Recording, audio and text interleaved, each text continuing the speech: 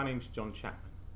Now in this video podcast what we're going to look at is how we demonstrate the link between software features and investment objectives with a focus on governance and compliance.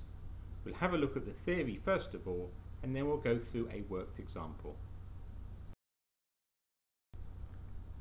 We're going to use an approach that the Cranfield School of Management have developed, which identifies the link between our facilities and technology and our investment objectives.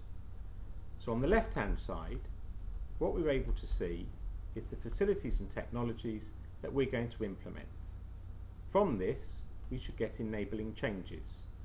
Now in a software project, these are the features of the software that will be used by the end users in their day-to-day work. That should lead to business changes. So if we know what the features are and the way those features will work with the processes, it leads to business changes which ultimately should feed through to our business benefits. And business benefits are there to support our investment objective. So on the left hand side we have facilities and technology. We go through the enabling changes, we look at what the business changes are, and that should then lead to business benefits that feed through to our investment objectives.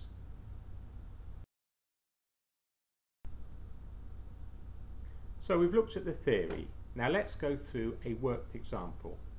And as was said earlier, this relates to governance and compliance.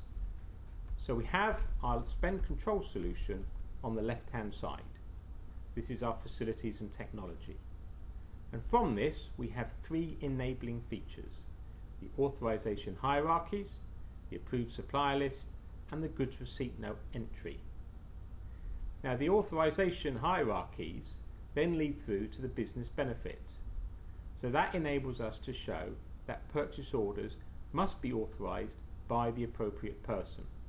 So all purchases are raised through a purchase order, and then it goes through the hierarchy before the purchase order is issued to the supplier.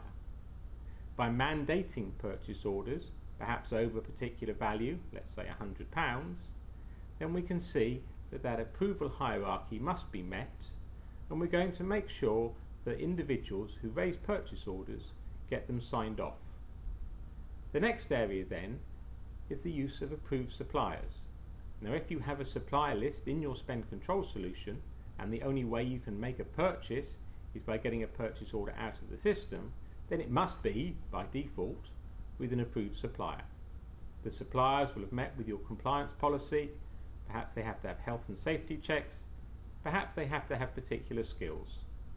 The last one is around service receipting.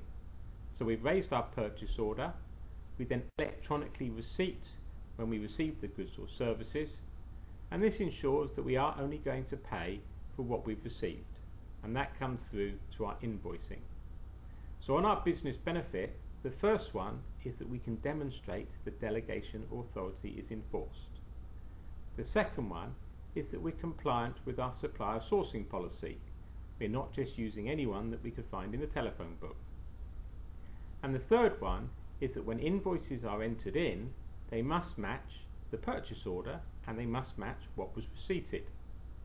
Now this is very important because we're not then going to pay for goods and services that previously may not have been proved to have been received by the organisation. That ultimately leads through to our investment objective, which is governance and compliance. So on the left hand side we have our three features. We've identified that we've got 4 business changes.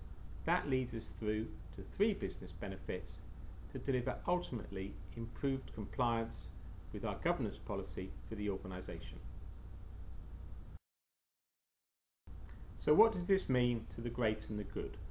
Well, we need to understand how the business changes affect the different parts of the organisation when we deliver our project. Now at the top we have the directors and the senior managers, and what they buy is the return on investment. The next group are department heads and business function managers. They buy the solution to the problem. And the third one is our users, and they look at features and benefits. So at the top, the return on investment relates to cost saving, revenue improvement, or perhaps meeting legal requirements. The second is about improving business processes, for taking the pain away from the day-to-day management work. And the third one is perhaps around improving morale. The features and benefits that we deliver up to our end users many times are based on just the functionality of the software. So if we can make their life easier, then that should be a benefit to them. So we look at these three areas, and by going back to our previous chart, we can say this is what it means to you when we deliver our project. My name's John Chapman. I hope you've enjoyed this video podcast. Please give us a call. We look forward to speaking with you soon.